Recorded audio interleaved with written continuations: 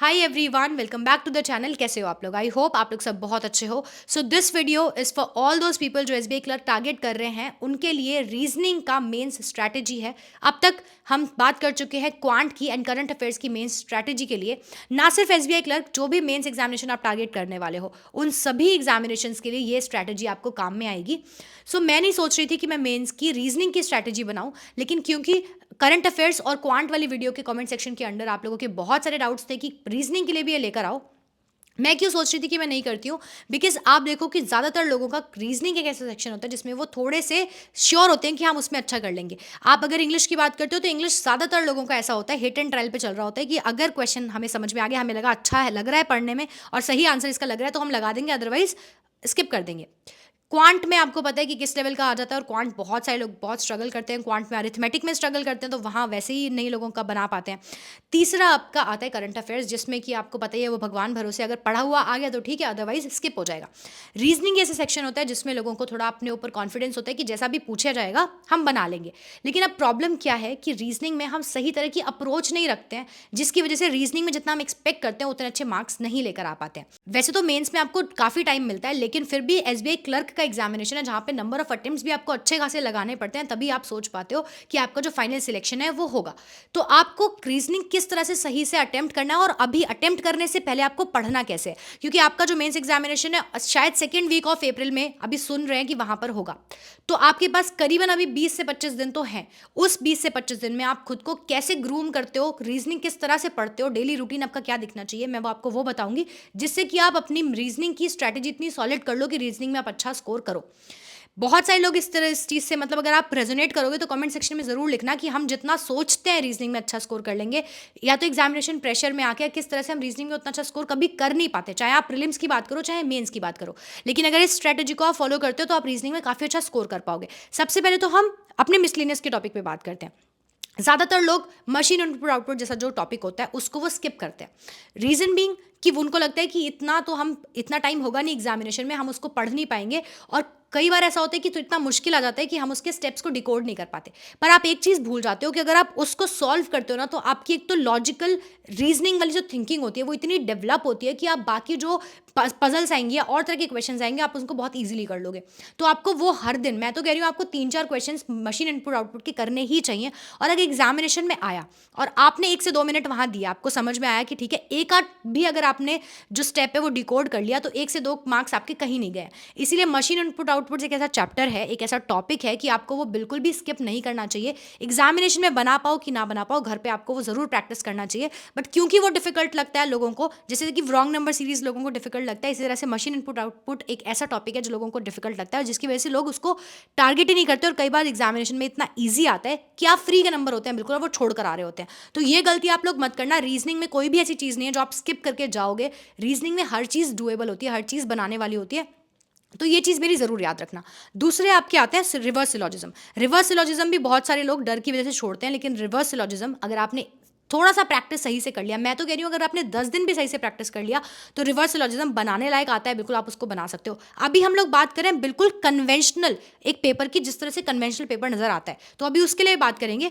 तीसरा आपकी जो कोडेड चीज़ें आती हैं, चाहे वो ब्लड रिलेशन हुआ, चाहे आपका इनइक्वालिटी हुआ, या फिर डायरेक्शन सेंस हुआ, उन सबको आपको देख लेना है उसका शॉर्टकट क्या होता है। कहाँ से देखेंगे? इसके लिए आप अंकुश लांबा सर को एंड पुनीत सर को, बाकी टीचर्स बहुत सारे हैं, अड्डा के सर हैं, आप उनको देख लीजिए, या कितने सारे टीचर्स हैं आपके पास, सबको आप देख सकते हैं। लेकिन अगर मेरी सजेशन में माने तो पजल्स के लिए आप अंकुश लांबा सर को, और रीजनिंग के लिए पुनीत सर को, बाकी जिसको भी आप फॉलो करते हैं उनको फॉलो करिए। बहुत अच्छे कॉन्सेप्ट समझाते हैं, काफ़ी अच्छी उनकी अंडरस्टैंडिंग है चैप्टर्स को लेकर, तो वो आपको बहुत अच्छे तरीके से शॉर्टकट में चीज़ें समझा देते हैं और आपको बनती भी हैं।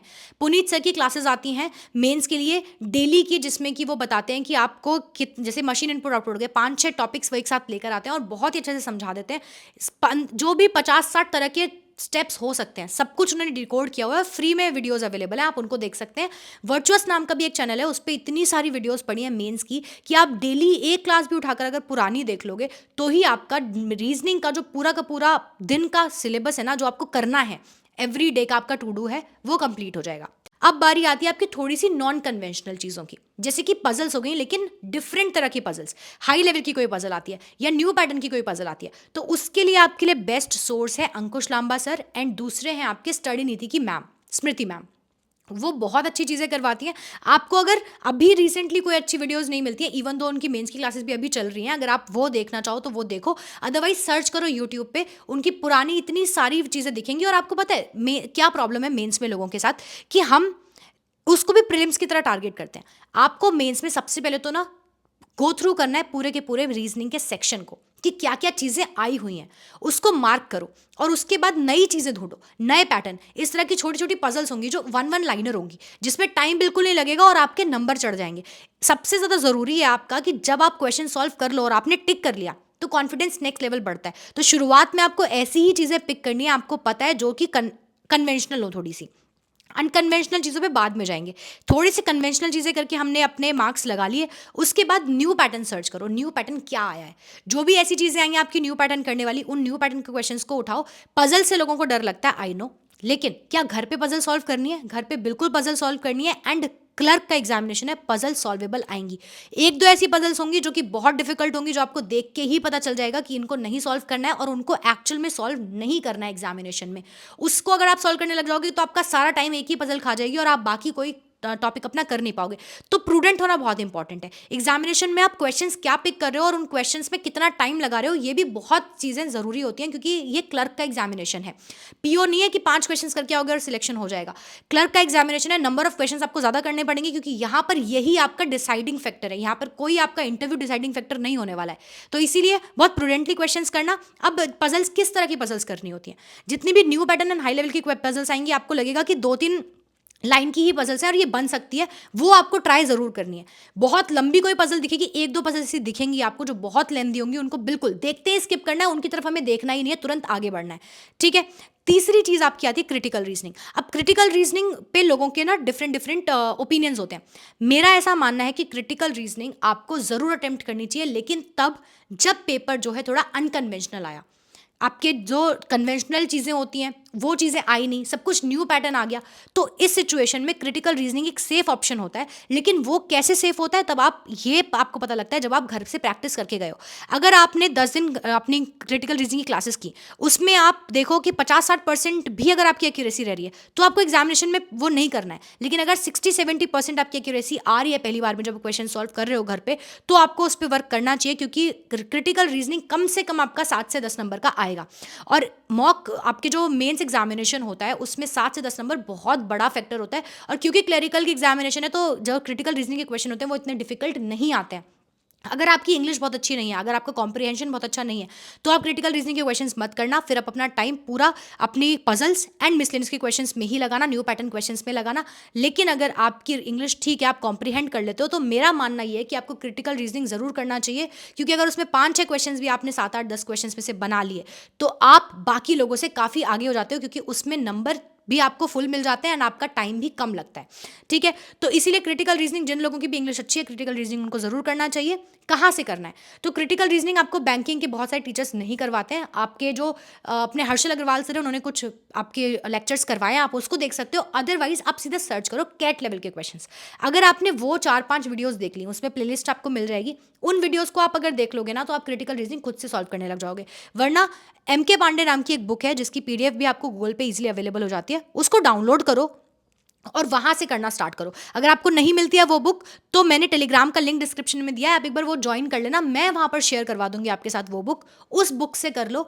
मैंने कितने सारे ऐसे एग्जामिनेशन दिए जिसमें से हूबहू वो क्वेश्चन उठ कर आए हैं। और जो लोग मुझे पहले से फॉलो कर रहे हैं उनको तो पता होगा कि क्रिटिकल रीजनिंग में मेरा नंबर ऑफ जो क्वेश्चन थे ज़्यादा अच्छे करने का या स्कोर करने का रीज़न ही यही था कि वो वाले क्वेश्चन बिल्कुल same to same SBI PO mains में उठ के आते थे यार वहाँ से क्वेश्चन।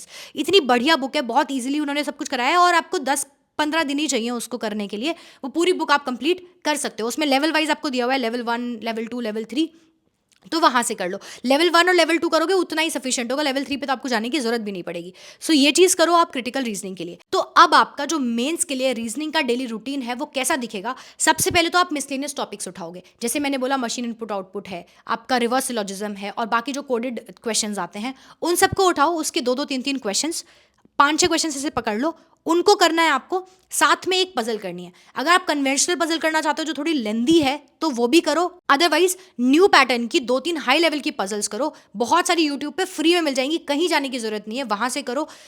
आपका दिन में कम से कम इतना तो आपको रीजनिंग को अपना देना है, plus critical reasoning. Critical reasoning कैसे देना है? एक कोई भी सेक्शनल टेस्ट दो मेंस का, और अगर उसमें 50 से 60% तक आपकी क्रिटिकल रीजनिंग के क्वेश्चन सही हो जाते हैं तो आप क्रिटिकल रीजनिंग को टाइम दो, कैट की प्लेलिस्ट उठाओ, एम के पांडे की बुक उठाओ, वहां से क्वेश्चन सॉल्व करना स्टार्ट करो, सीधा क्वेश्चन सॉल्व करो।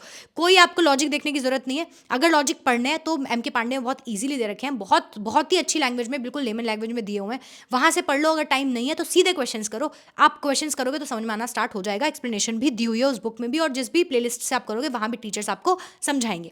तो ये हो गया आपका पूरा portion.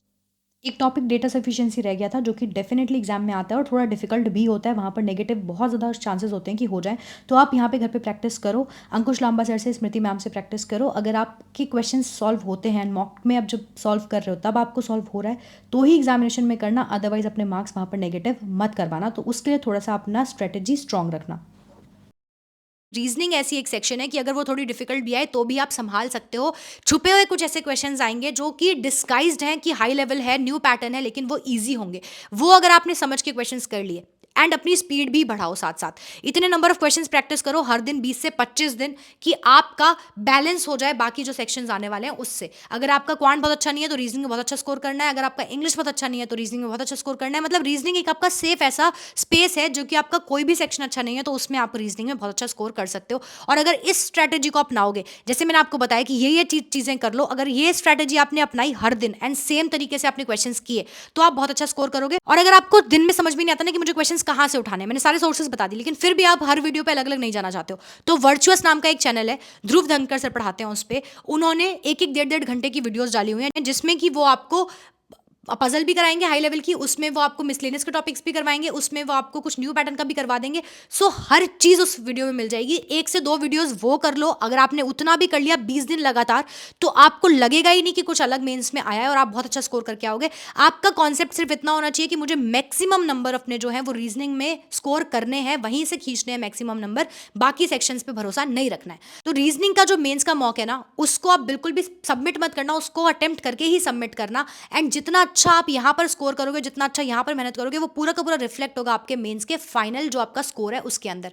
On that note I am going to end this video. कोई भी आपके डाउट्स रह गए हैं वो कमेंट करो, हम लोग उस पर बात कर लेंगे। क्या नेक्स्ट वीडियो देखना चाहते हो, किस चीज के ऊपर चाहते हो, वो भी बात कर लो। सारे लिंक मैंने आपको डिस्क्रिप्शन में दे दिए हैं। जो आपको सोर्स नहीं मिलता है मांग लो हम लोगों से, वो सोर्स हम आपको प्रोवाइड कर देंगे। अच्छे से मेहनत करो, पढ़ो अच्छे से। रीजनिंग में अगर आपने इतना चीजें की है तो रीजनिंग में आप बहुत अच्छा स्कोर करके आने वाले हो, ये मैं गारंटी आपको करती हूँ। अच्छे से मेहनत करते रहो, पढ़ो। कमेंट सेक्शन में जरूर बता देना कि नेक्स्ट वीडियो आप किस पर देखना चाहते हो। चलो, ऑल द वेरी बेस्ट।